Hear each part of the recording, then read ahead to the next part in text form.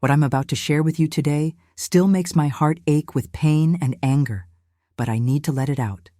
You know that feeling when someone you consider family stabs you in the back in the worst possible way? Well, that's exactly what happened to me and my son Caleb.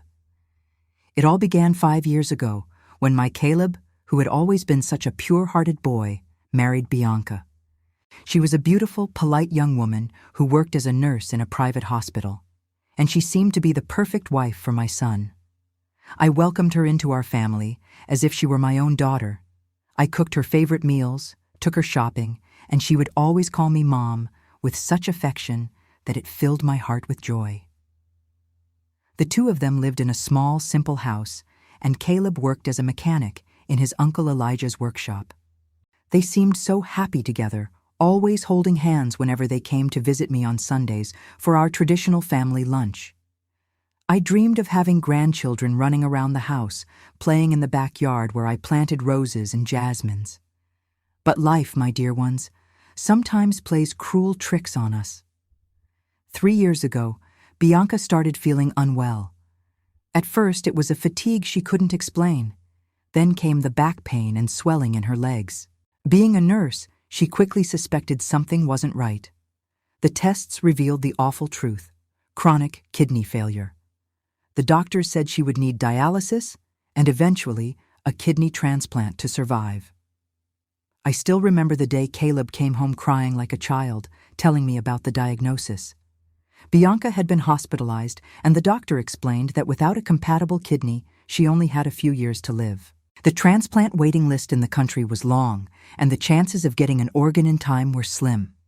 That's when my son, without even hesitating for a second, said he would take the compatibility tests. I tried to talk him out of it, explained the risks of the surgery, but Caleb was determined. He said he couldn't live knowing he hadn't done everything possible to save the woman he loved. The test results felt like a miracle. They were a perfect match. Caleb would be the ideal donor for Bianca. The surgery was scheduled for a Thursday in December, just before Christmas Eve. I remember spending the entire night in the chapel, praying for both of them and asking God to protect my son during the operation. Caleb was so calm, so sure of his decision, that it amazed me. On the morning of the surgery, he held my hand and said he was doing it out of love, and that I shouldn't worry because he was strong as an ox. The operation lasted 6 hours. Those were the longest 6 hours of my life. Elijah, Caleb's sister, my daughter Jasmine, Bianca's parents, and I all waited together in that hospital hallway, praying and supporting each other. When the surgeon finally appeared with a smile on his face, telling us everything had gone perfectly, we all cried tears of relief. Caleb hadn't just donated his kidney, he had given away a piece of his very life to save Bianca. Recovery was slow but hopeful. Caleb spent 2 weeks on medical leave, and Bianca started showing signs of improvement just days after the transplant. I took care of both of them like a real nurse, cooking nutritious broths, preparing herbal teas I'd learned from my mother, and doing everything I could to make them comfortable. Watching Bianca regain her color and smile again was like witnessing a miracle unfold before my eyes. In the months that followed, she made a full recovery. She went back to work at the hospital, resumed her normal life, and seemed happier than ever. Caleb also adjusted well to living with only one kidney, following every medical recommendation religiously. They looked closer than ever, and I truly believed that experience had only strengthened the love between them. But exactly 1 year after the transplant, everything fell apart. Caleb came home one September afternoon with his eyes red from crying. Bianca had asked for a divorce. She said she no longer felt like the same person, that she needed to start over, and that she couldn't look at Caleb without being reminded of her medical condition. According to her own words, she felt suffocated by carrying a piece of him inside her. I couldn't believe what I was hearing. That woman, whom my son had literally saved from death, was abandoning him precisely because of the sacrifice he had made for her. Caleb was devastated, completely broken. He spent weeks unable to work properly, with no appetite, no will to live. But Bianca didn't just abandon my son. She also began a relationship with Dr. Marcus, one of the physicians at the hospital where she worked. The very man who had overseen the entire transplant process, who knew all about Caleb's sacrifice, was now with her. The lack of character in that woman filled me with a rage I had never felt before. Watching my son waste away in sadness while she flaunted her happiness with another man was more than I could bear. That's when I decided she would not walk away from this unpunished.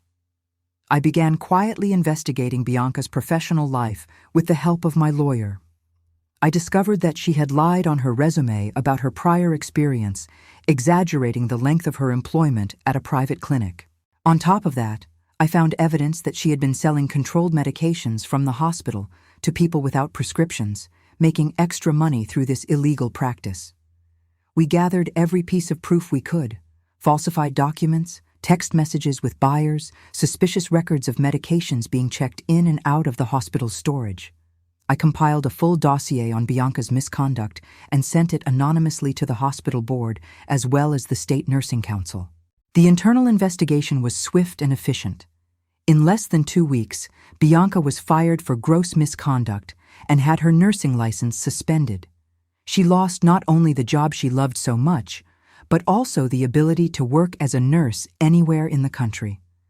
The news spread quickly through the city's hospitals, and her professional reputation was completely destroyed. Dr. Marcus, afraid of being tied to the scandal, ended the relationship with her immediately.